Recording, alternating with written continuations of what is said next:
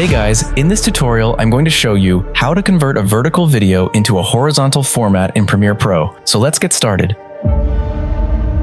Alright, as you can see, I've created a 1920 by 1080p sequence, and I've imported a vertical stock video. I'm going to convert this vertical video into a horizontal format. Firstly, we need to duplicate the video 3 times. You can do this by selecting the video layer on the timeline, and then hold the Alt or Command key on your keyboard combined with the left mouse button. After that, drag the video 1 track above. We need a total of 4 copies. Let's leave the top video layer as it is. We don't need any modifications for the top video layer. Now we have to select the bottom 3 video clips, and then move over to the effects panel to apply some effects. Firstly, I'm going to apply a Gaussian blur effect to the bottom 3 video clips. Next, I'm going to apply another effect. This is a corner pin effect. Let's drag and drop the corner pin effect onto the selected video clips. After that, let's select the second video clip and go over to the Effect Controls panel. From the Gaussian blur effect, we have to make the blurriness parameter value around 150. Next, we have to disable the repeat edge pixels by clicking on this box. After that, from the corner pin effect, we need to make the X upper left parameter value around -150. And then